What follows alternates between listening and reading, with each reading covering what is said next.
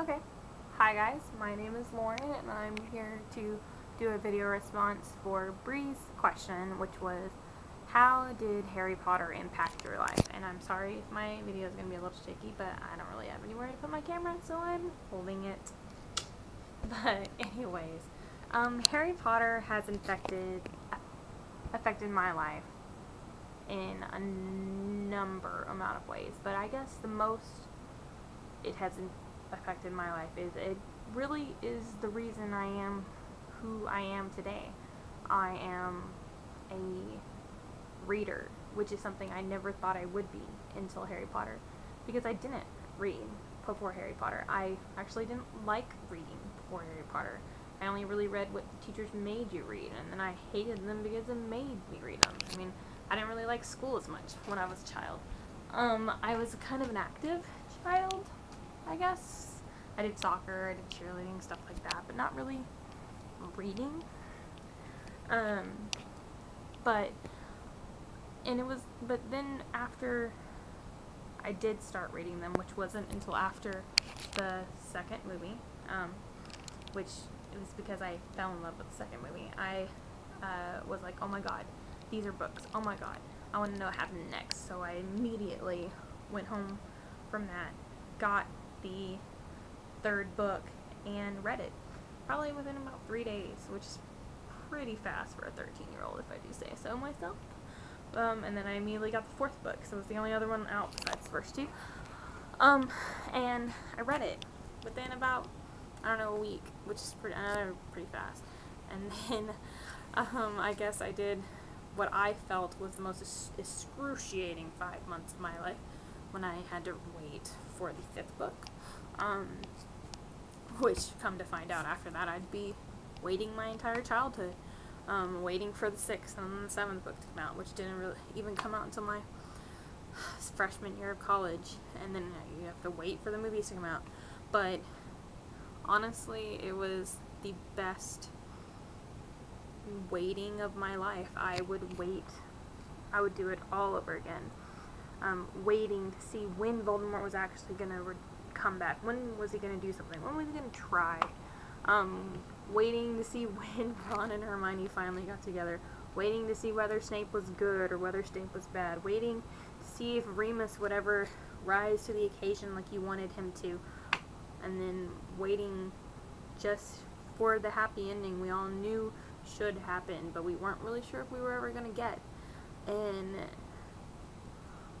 it was utterly amazing. It's what all I can say.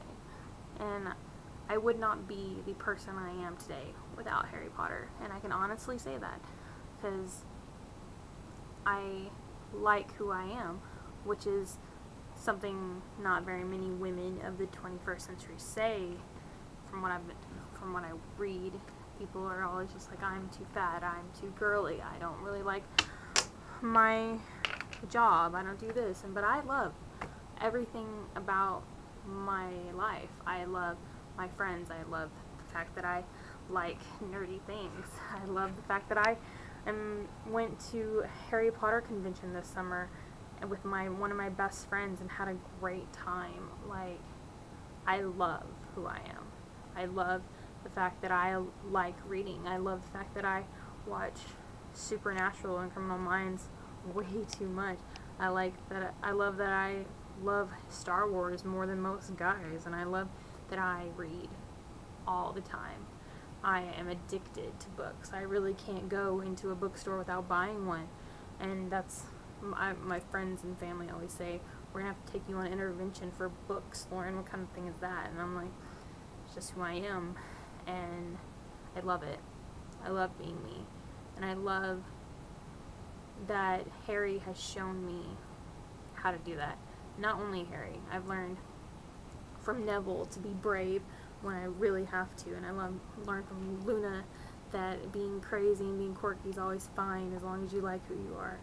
I learned that it's always okay to want to be the best, but it's okay to know that you always need help sometimes from Hermione. And I learned my heart from Ron, and I really, really learned how to deal with the big things from Harry. I learned how to be a a strong person even in the face of danger from him. And I really thank J.K. Rowling for teaching me these lessons as such a small child.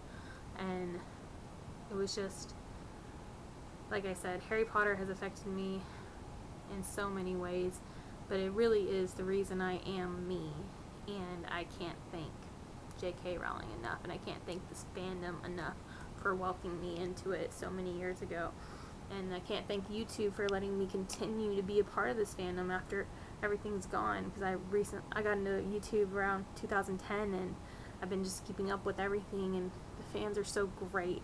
And even if I have a question, or if I comment one of like Alex's posts, or even Bree's posts, or John's, or even Star Kids, like they all love we love talking to each other, and I love that we are so open to everything.